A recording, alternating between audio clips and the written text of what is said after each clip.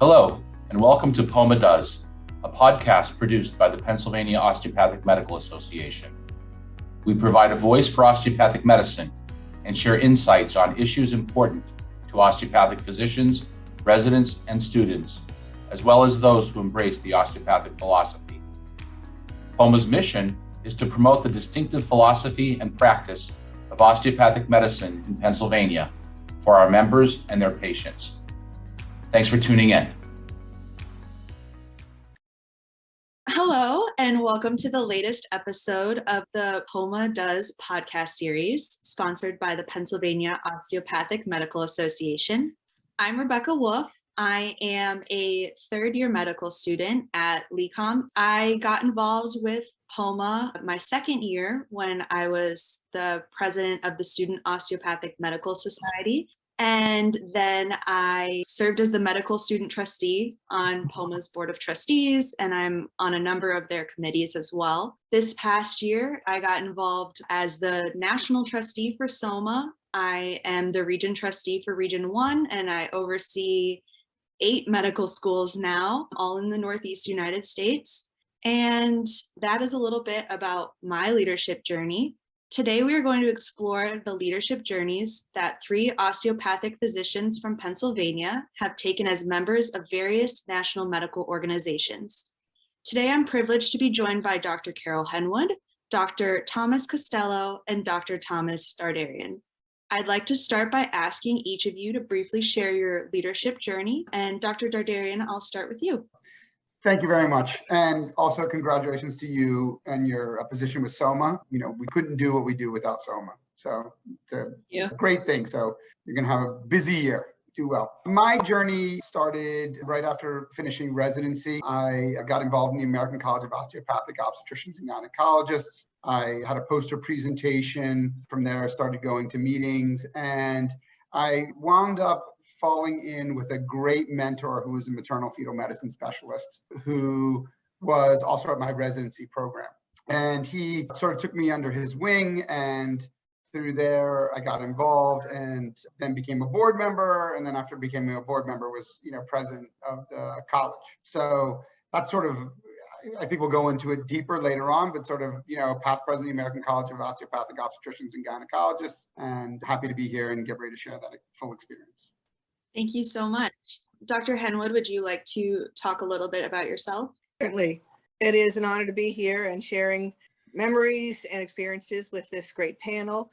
I became involved with the American College of Osteopathic Family Physicians as a resident member, and subsequently served on multiple committees, leading to service on the Board of Governors of the ACOFP as Pennsylvania's representative. I also matriculated up the chairs and was the 2014-2015 president of the ACOFP. Currently, I serve as the vice president of the ACOFP Foundation, which has multiple things in the works, supporting the students and residents and the profession at large. And I currently serve as the campaign chair of our initiative, Preserving Our Osteopathic Future, by paying for the boards for our osteopathic residents to be paid boards and travel to increase the amount of osteopathic board certification for family doctors. Fantastic. Thank you so much for sharing. And Dr. Costello, would you like to tell us a little bit about yourself? Certainly. Thank you once again for inviting me. I started much like the other 2 people did here. Right after my fellowship, I was invited onto the American Osteopathic Board of Anesthesia. And that was at the time when pain management was being developed, which is what I had done my fellowship in. And we worked on developing that subspecialty board. Following that, I was then invited on to the Board of Governors and worked my way up from just a member. Even when we were finished, I still stay somewhat involved. I have a deep feeling that we owe our certain specialties the respect and effort of paying back.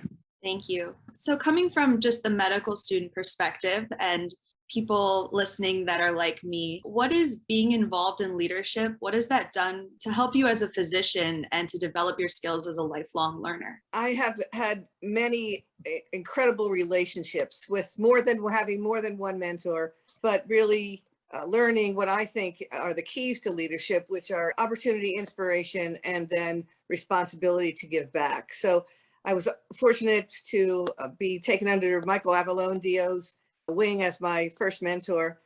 And he guided me through some of the political arenas, but also inspired me greatly to be a leader that he was, fierce and fearless and giving out everything that he could back to our profession. And then I really felt a responsibility to give back. Well, I wouldn't be anywhere today without PCOM, without the ACOFP. And so I think we all have that responsibility to give back. I think it's the relationships that you build, the people that I've tried to inspire like I was inspired, that has made such a pleasureful 30 years or whatever it's been being involved in the organization.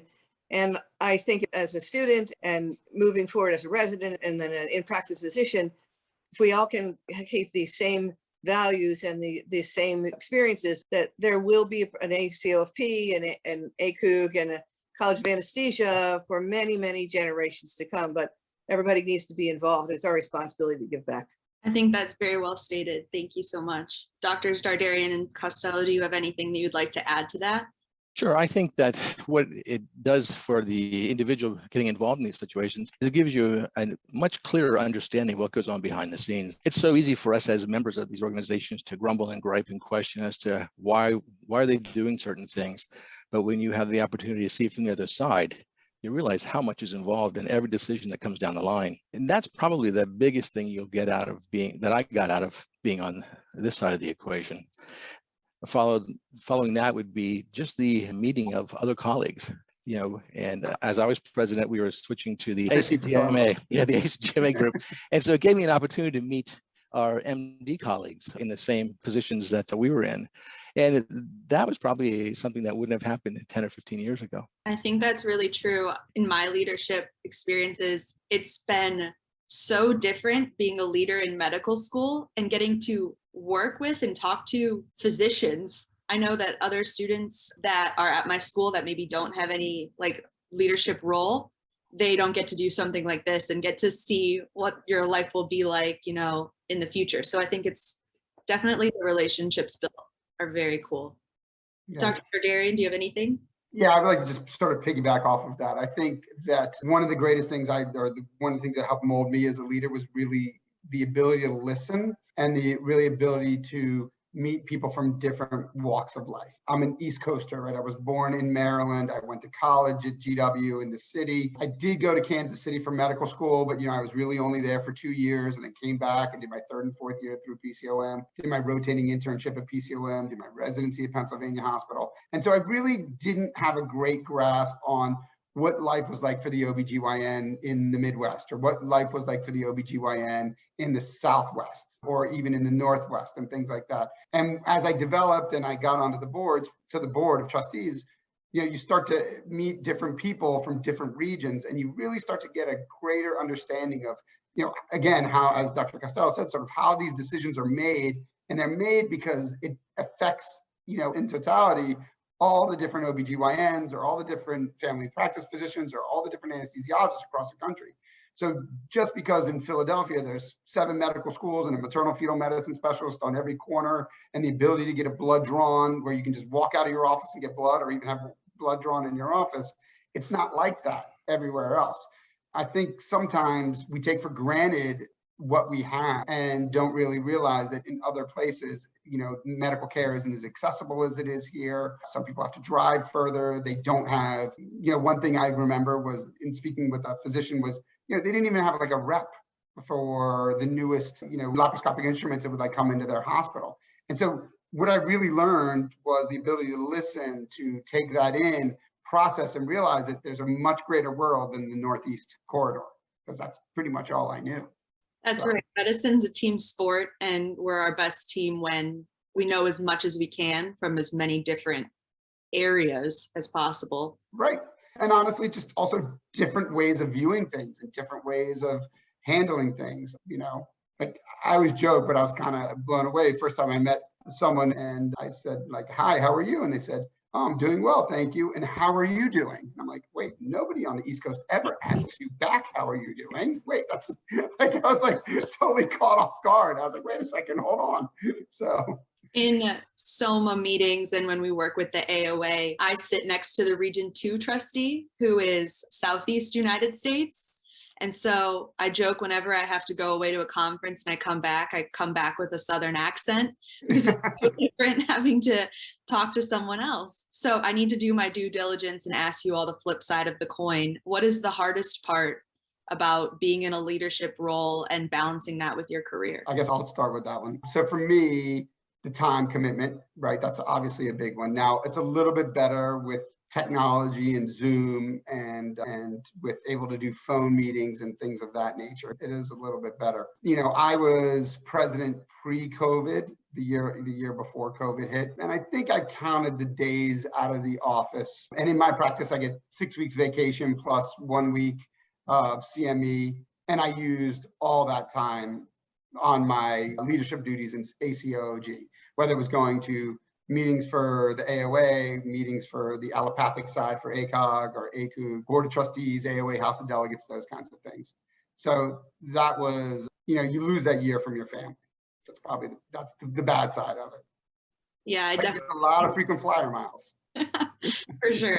I think the time commitment is the biggest thing, and you need support from your family, your partner, your spouse, your children, that they understand that what you're doing is extremely important and they're willing to sacrifice their time with you, knowing that what the job that you have. So I'm said in many speeches that my husband and son have never complained about the meetings, and they still don't complain that the two best things I make for dinner are reservations and calls for takeout, because I never cook.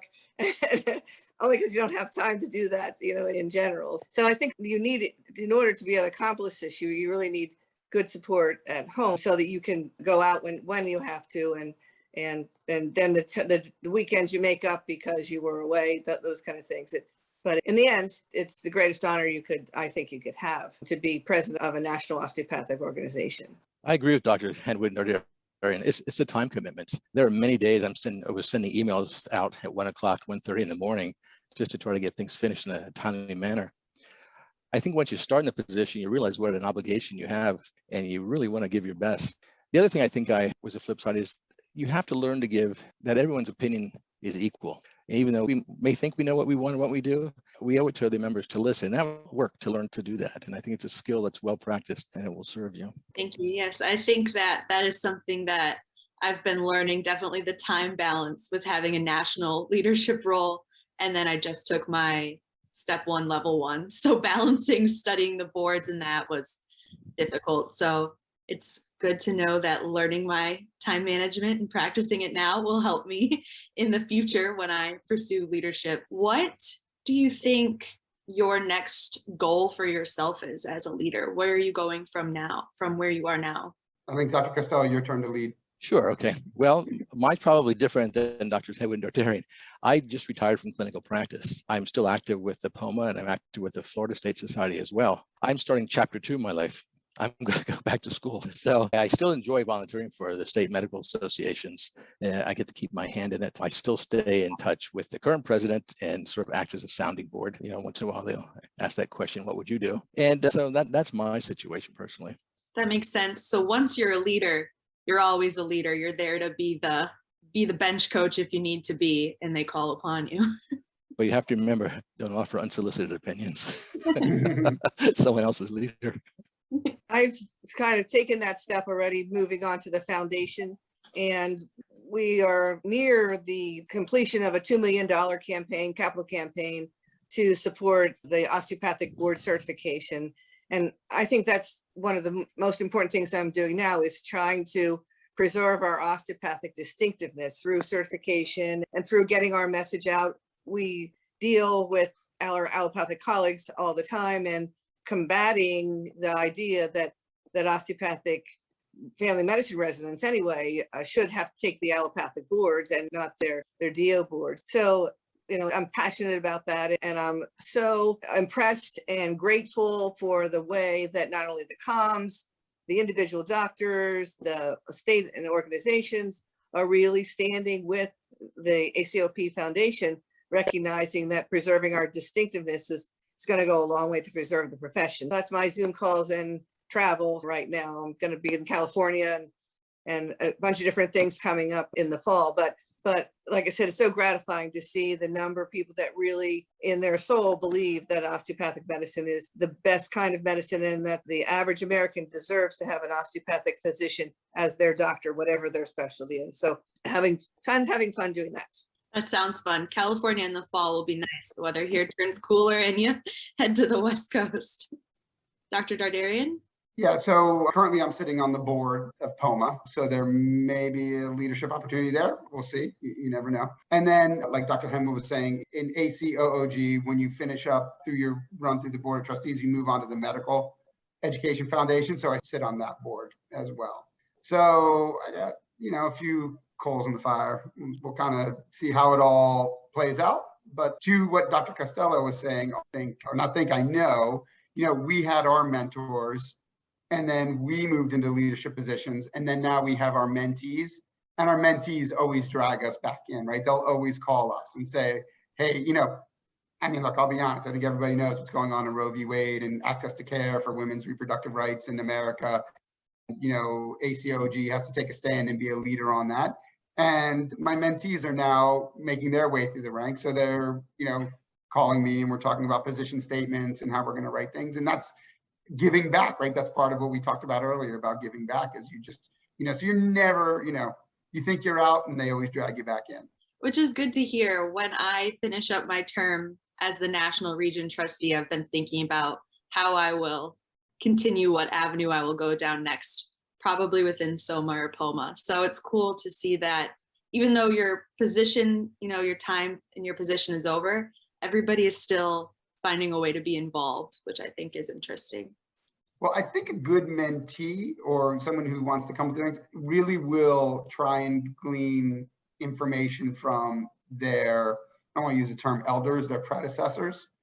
I sort of, when I was coming up through the ranks, when I knew I was getting tapped, I kind of went to some people and said, well, if you could do your presidency all over again, what would you change about it, right? And I kind of, from people that I trusted, asked them that information. So, I would expect someone's going to come to us and ask that, or someone will come to you and say like, hey, so when you were, doing your time in SOMA, what would you have done differently if you want to do anything differently, or any advice for me? So I think that's always a good thing. Exactly. Thank you. So what would you say to, medical students or residents or even practicing physicians that are a bit nervous to get involved in a leadership position?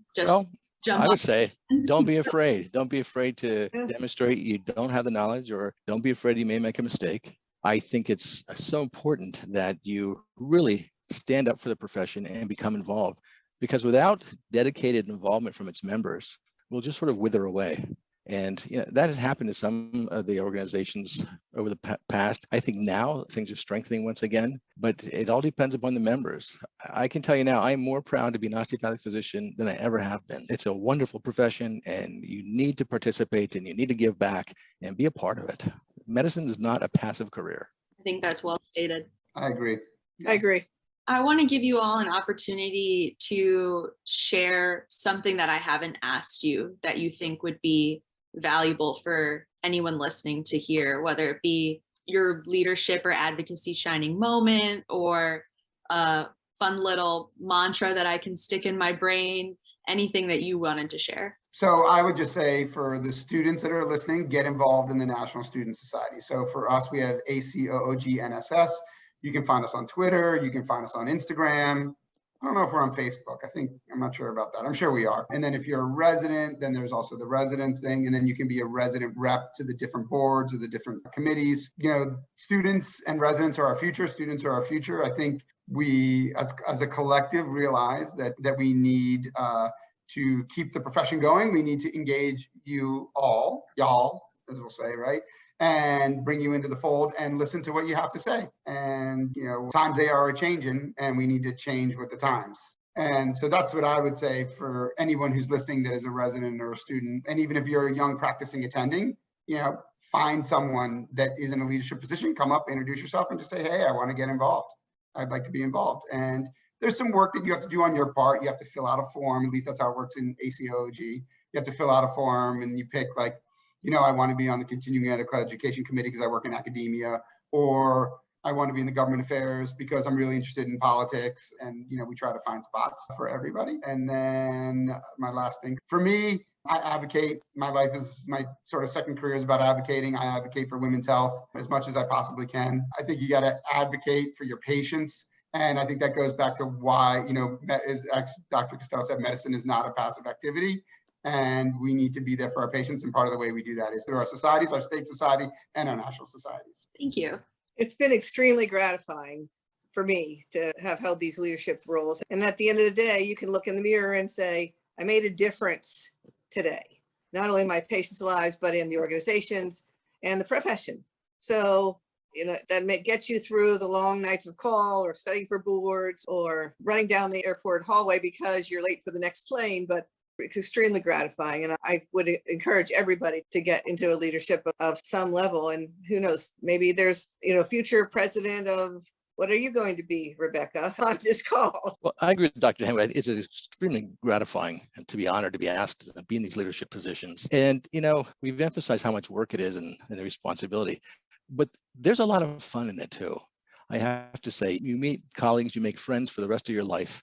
And for every bit of hard work you put in, you get enjoyment out of it. The best place to start is to get involved in the committees. There is always room on a committee for you. There's committee work needs to be done. There's never enough people. So if you're really interested in starting, that's the place to get going. I think that's true. I don't know if you all are headed to Chicago in a few days. I am, and I'm really excited to reunite with all my friends again and all my mentors in the AOA. There's a lot of work, but getting to, go to dinner with my friends once we all meet up every so often is really fun. Yeah, I fly out Wednesday morning, so I'm excited. I think that's one of my favorite meetings of the entire year is the AOA House of Delegates. I really enjoy it. It's my first one, so I'm really excited. You're gonna have a blast. Excellent. I'd like to thank each of you for your time and your mentorship. It sounds that leadership, it's our duty to give back in any way we can, and one of those is through leadership. But the mentorship that comes along with it and the relationships that come along with it make the lost time watching Netflix or playing golf or doing whatever worth it. And I would like to ask all of our listeners and all of you, if you haven't as well, to just subscribe to the POMA Does podcast series. And thank you all so much for chatting with me today. Thank you for having us. Yeah, thanks for having us. Thank you for joining us for this edition of POMA Does. Be sure to subscribe to POMA Does wherever you listen to your podcasts, and tell your friends and colleagues to tune in. Learn more about osteopathic medicine and POMA on our webpage, www.poma.org, and join the conversation on social media. We're on Facebook, Instagram, LinkedIn, Twitter, and YouTube, or email us at poma@poma.org. We'd love to hear from you. Join us next time for another edition of POMA Does.